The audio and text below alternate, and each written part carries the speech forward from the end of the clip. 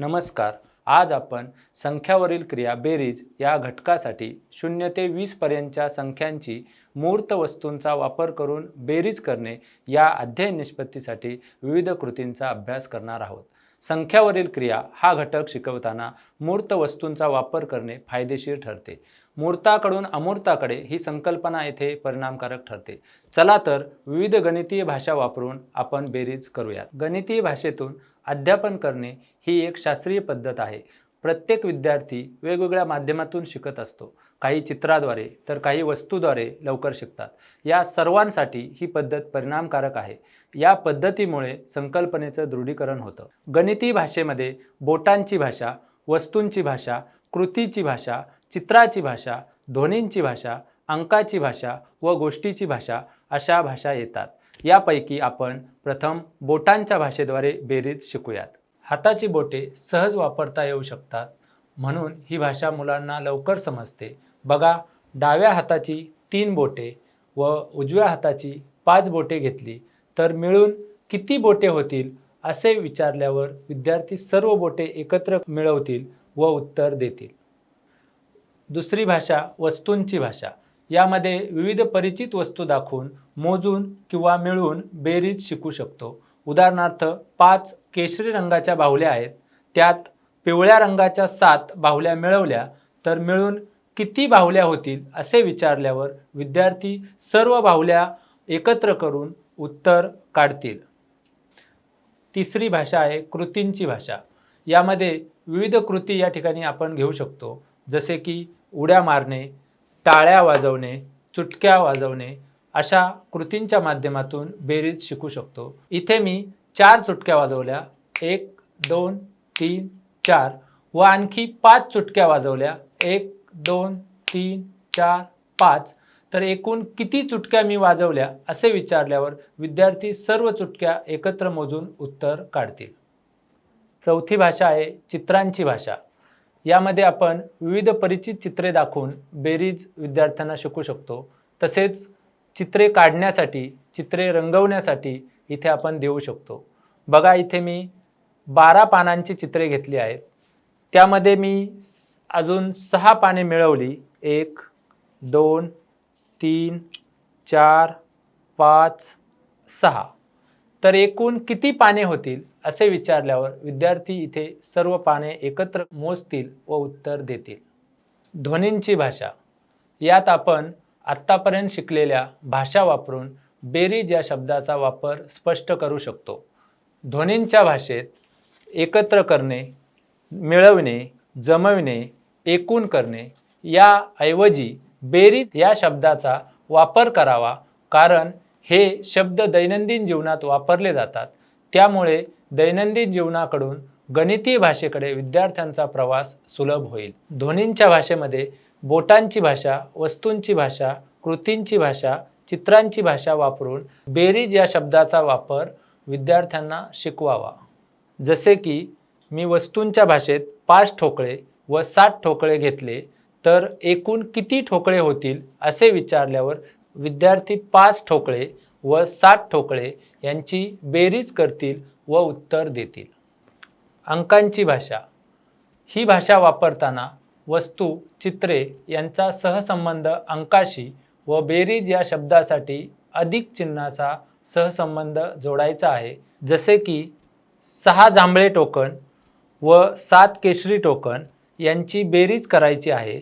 चला तर आपण अंक भाषेत मांडूया. 6 जांभळ्या टोकनसाठी 6 हा अंक, बेरीज या शब्दासाठी अधिक चिन्ह व 7 केशरी टोकनसाठी 7 हा अंक वापरावा. 6 अधिक 7 बरोबर 13 अशा स्वरूपात विद्यार्थी मांडणी करतील. अशा पद्धतीने ध्वनी भाषेकडून अंक भाषेकडे विद्यार्थ्यांना घेऊन जावे. विविध गणितीय भाषा वापरून आपण बेरीज शिकवल्यास आपले अध्यापन अधिक प्रभावी व परिणामकारक होऊ शकते. धन्यवाद. नमस्कार. आज आपण मूर्त वस्तूंच्या सहाय्याने बेरीज करणार आहोत. विद्यार्थ्यांच्या मनात प्राथमिक शिक्षणाच्या काळातच गणित विषयाची भीती बसून राहते. त्यामुळे पुढील काळात इयत्तेनुसार वाढत जाणाऱ्या क्षमता प्राप्त करण्यात त्यांना अडचणी येतात. त्यामुळे असे विद्यार्थी इतरांच्या मानाने वर्गात मागे राहतात. त्यासाठी 0 ते 9 या संख्यांची बेरीज करणे सहज जमते अशा विद्यार्थ्यांना पुढील टप्प्यात 0 ते 20 संख्यांची बेरीज जमावी, यासाठी शिक्षकांनी शाळेत आलेल्या शैक्षणिक साहित्याच्या पेटीतील मूर्त वस्तूंचा वापर अभिनव पद्धतीने केल्यास विद्यार्थ्यांच्या मनात गणिताविषयी आत्मविश्वास निर्माण करता येईल. यासाठी निपुण साहित्य पेटीतील विविध मोज साहित्याचा वापर आपण करणार आहोत. त्यासोबतच ही दशमान जाळी अतिशय महत्त्वपूर्ण ठरेल. या जाळीमध्ये अशी रचना आहे, 5 + 5 = 10. त्यामुळे अगदी नजरेतून सुद्धा मुलं बेरीज करू शकतात. म्हणजे कसं ते बघाच आता. या जाळीचा वापर गणितासाठी करणं फार रंजक आहे बरं. या जाळीच्या मदतीने आपण बेरीज करू शकतो, वजाबाकी करू शकतो आणि हो, एकाच संख्येसाठी बेरजेच्या अनेक जोड्या तयार करू शकतो. सुरुवातीला आपण 1 ते 10 संख्यांची बेरीज करून पाहू.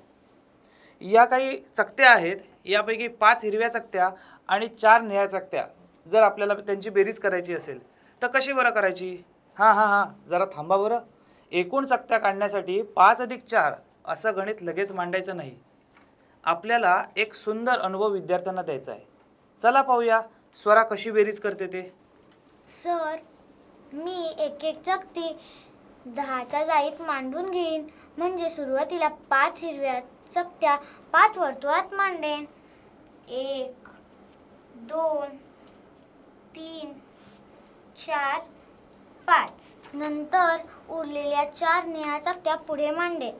6 7 8 आणि 9.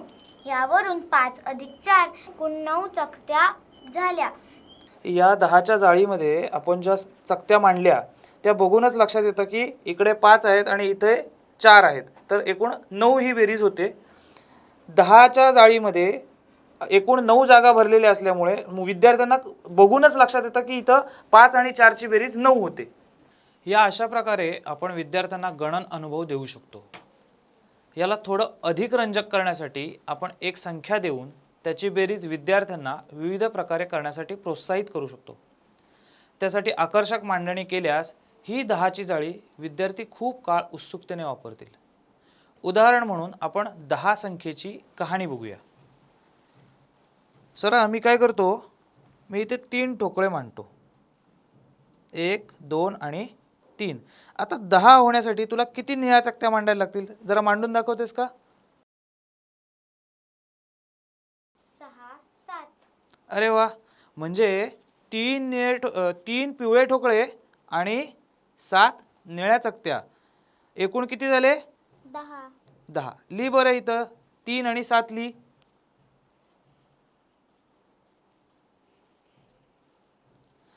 अरे वा, म्हणजे 7 आणि 3 यांची बेरीज 10 आहे. अशा आणखीन कोणकोणत्या जोड्या तयार करू शकतो आपण बेरीज 10 येण्यासाठी? करतेस का जरा?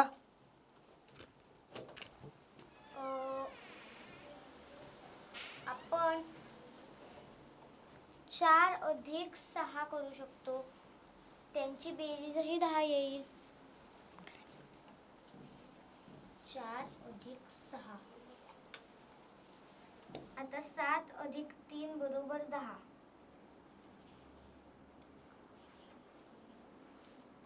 एकदम छान स्वरा.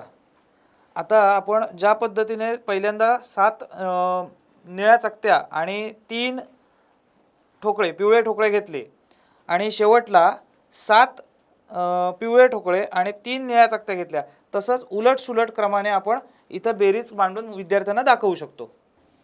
बरं, अजून एक उदाहरण आपण घेऊया. 8 + 9 बरोबर किती? हे काढण्यासाठी मी पिवळे ठोकळे आणि निळ्या चकत्या वापरेन.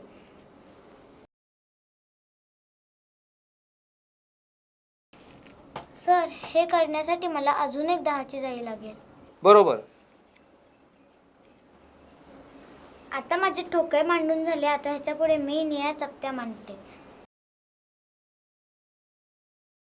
तर 10 नि ह्या 5 = 15 आणि या 2 17, म्हणजे 17 वस्तू झाल्या.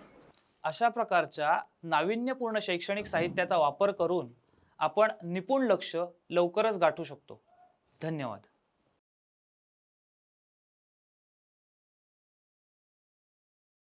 0 ते 20 पर्यंतच्या संख्यांची मूर्त वस्तूंचा वापर करून बेरीज करतो या अध्ययन स्तरासाठी अध्ययन अनुभव पाहू. हा घटक शिकवताना आपण कला पद्धतीचा वापर करणार आहोत. ही एक प्राथमिक विद्यार्थ्यांकरिता उपयुक्त शिक्षण पद्धत आहे, जिथं कला वापरून गणित शिकवलं जातं. गणित फक्त आकड्यांचा नाही, तो कलेतून, खेळातून आणि वस्तूंमधून शिकवता येतो. मुलांना कलेतून बेरीज शिकवणं खूप मजेशीर ठरतं. यात चित्र, रंग, आकार यांच्या माध्यमातून 0 ते 20 अंकांची बेरीज शिकवता येते. तुमच्यासमोर विविध प्रकारच्या आकाराचे या ठिकाणी कागद ठेवलेले आहेत. तिथे काय करायचं, चिकटवायचे. ठीक आहे, तू इथून सुरुवात कर आणि तू या बाजूला सुरुवात कर. चला सुरुवात करूया.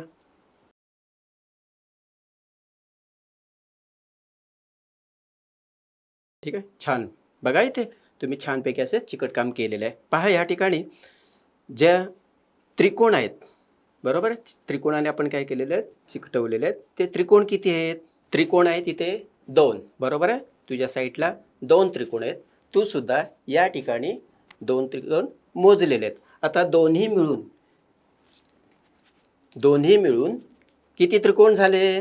4. किती झाले?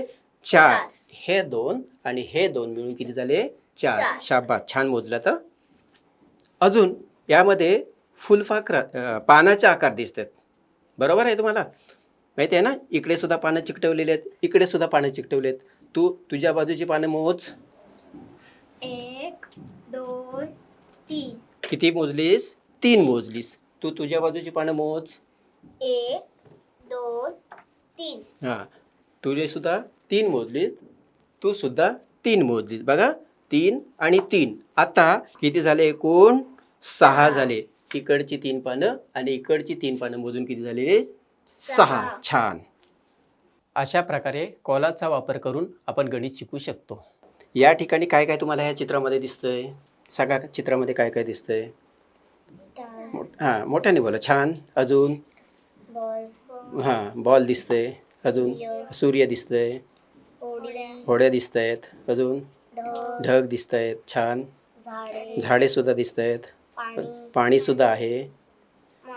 हां, माती आहे. हां, मुलं दिसतात. छान. बघा ही 2 मुलं हे चेंडू खेळत आहेत, चेंडूचा खेळ खेळतात, बरोबर आहे. आणि ही जी 2 मुलं आहेत ती काय करतायत? हां, किल्ले बनवत आहेत, बरोबर, किल्ले बनवत आहेत.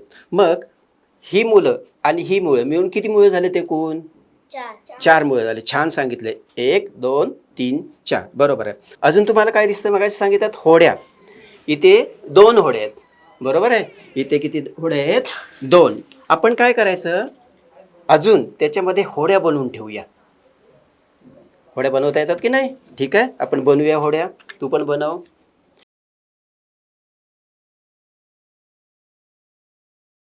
सुरुवातीच्या किती होड्या आहेत?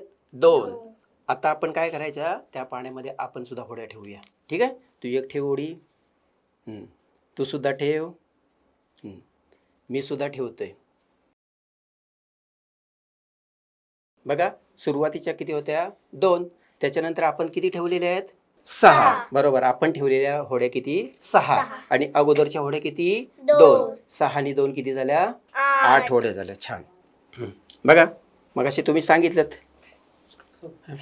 की या ठिकाणी स्टारफिश किती आहेत? 1 2 3 सांगितले, बरोबर आहे. 3 आहेत. आपण काय करूया, त्याच्यामध्ये आपण स्टारफिश ठेवूया. घ्या, एक एक ठेवा.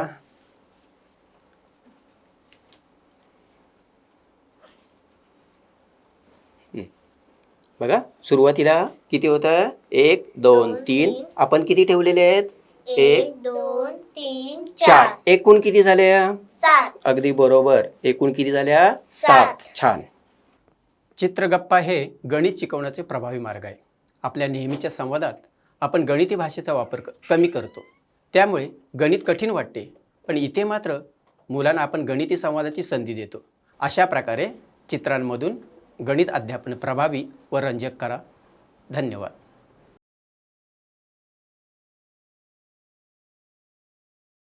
नमस्कार. आज आपण संख्यावरील क्रिया बेरीज या घटकासाठी काही कृती करणार आहोत. यामध्ये 0 ते 20 पर्यंतच्या संख्यांची मूर्त वस्तूंचा वापर करून बेरीज करणे या अध्ययन निष्पत्तीसाठी क्रीडन पद्धतीने केल्या जाणाऱ्या विविध कृतींचा अभ्यास आपण करणार आहोत. शिक्षकांसाठी महत्त्वाची बाब आहे, हा घटक शिकवण्यापूर्वी विद्यार्थ्यांना 0 ते 20 पर्यंतच्या संख्या मोजता येणे, ओळखता येणे, लिहिता येणे अपेक्षित आहे. क्रीडन पद्धतीने शिकवताना विद्यार्थ्यांच्या क्रियाशीलतेचा उपयोग होतो. यालाच आपण प्लेवे मेथड ऑफ टीचिंग असेही म्हणतो. ही एक प्रभावी बालमैत्र पद्धत आहे, जी लहान मुलांना शिकवताना विशेषतः उपयोगाची ठरते. या पद्धतीमुळे शिकणे आनंददायी होते. विद्यार्थ्यांचा सक्रिय सहभाग देखील घेता येतो. मनोरंजनात्मक शिकताना स्पर्धात्मक वातावरण देखील तयार होते. एकाच वेळी शरीर व मेंदूचा विकास आपणाला करता येतो. शिक्षकांसाठी एक महत्त्वाची बाब आहे, शिक्षकांनी वयोगटानुसार खेळ निवडावा. प्रत्येक विद्यार्थ्याचा सहभाग असणे गरजेचे आहे. जास्तीत जास्त विद्यार्थी असल्यास आपण गट देखील करू शकतो. आता आपण विविध खेळाद्वारे बेरीज कशी शिकवावी हे पाहूया. आज आपण 2 विद्यार्थी घेऊन क्रीडन पद्धतीने विविध कृती करणार आहोत. आता आपण फास्यांच्या मदतीने बावल्यांची शर्यत हा खेळ खेळणार आहोत. तर यामध्ये मी हा शर्यतीसाठीचा एक तक्ता बनवलेला आहे. त्यामध्ये 1 ते 12 अंक करून घेतलेले आहेत आणि 2 फासे देखील बनवलेले आहेत. जसे फासे पडतील तशा ह्या बावल्या एक एक घर पुढे सरकत राहतील. आता आपण हा प्रत्यक्ष खेळ खेळूया. आपल्यासोबत 2 विद्यार्थिनी आहेत, स्वरा आणि उर्वी. तुम्हाला खेळ समजला ना? हा स्वरा, तू फासे टाक बघूया. हा दुसरा फासा घे. ठीक आहे. पहिल्या फाशावरती स्वरा किती आलेत? दुसऱ्या फाशावरती म्हणजे एकूण किती झाले? म्हणजे ही बावली किती घरे पुढे गेली पाहिजे?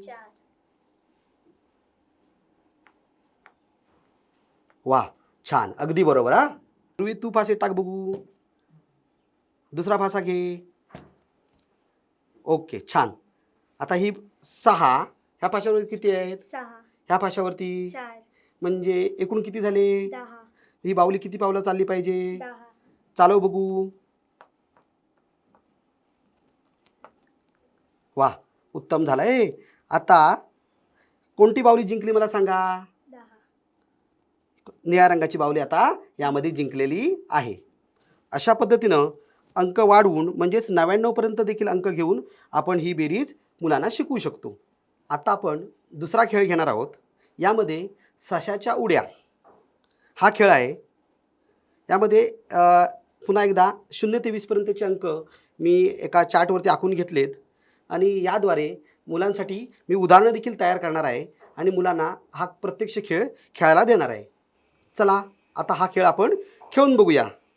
स्वरा आणि उर्वी, हा ससा मी जे अंक सांगेन तिथपर्यंत त्याला उड्या मारत तुम्ही घेऊन जायचं आहे. यामध्ये ससा ज्या ज्या अंकापर्यंत उड्या मारेल ते अंक घेऊन आपण बेरीज करणार आहोत. यामध्ये ससा पहिल्यांदा 10 घरं उड्या मारत गेला. त्यानंतर त्याने पुन्हा 6 उड्या मारल्या. म्हणजे एकूण किती उड्या मारल्या? तर 16. हा आपल्याला उत्तर मिळू शकेल आणि यातून मुलांना बेरीज देखील शिकवता येईल. आता आपण प्रत्यक्ष खेळायला सुरुवात करूया. उर्वी, तू या सशाकडून 9 उड्या मारून घे.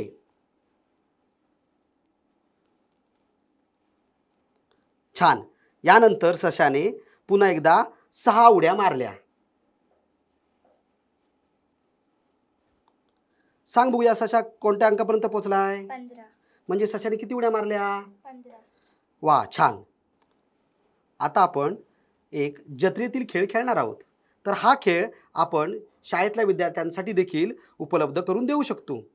मात्र यामध्ये आपण शाळेतल्या मुलांच्या आवडीचा खाऊ आपण खेळासाठी घेऊ शकतो आणि याद्वारे आपण व्यवहारातील गणित देखील खेळता खेळता शिकू शकतो. माझ्या हातात एक रिंग आहे आणि विविध वस्तू यामध्ये मांडलेल्या आहेत. प्रत्येक विद्यार्थ्याला 2 वेळा संधी आपण देऊ शकतो आणि त्या 2 वेळा येणाऱ्या बेरजेतून मुलं व्यवहारातील गणित शिकू शकतील. चला तर आता आपण प्रत्यक्ष खेळ खेळूया. उर्वी, ही चकती घे आणि टाक बघूया तुला कोणती वस्तू आवडते. ओके, कोणती वस्तू आहे ही? चणे. तुला आवडतात ना? हो. अजून एकदा टाक बघू.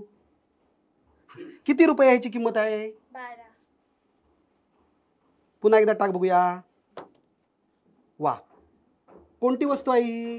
बिस्किट. किती रुपये किंमत आहे तिची? 8. तर उर्वी, तू ह्या 2 वस्तू जिंकलेल्या आहेस. एकूण किती रुपयांची बक्षिसं तू जिंकलीस? 20. कसं केलंस? मी बेरीज केली. 12 + 8 = 20. वा, छान. अशा कृती आपणही करून पाहाव्यात. धन्यवाद.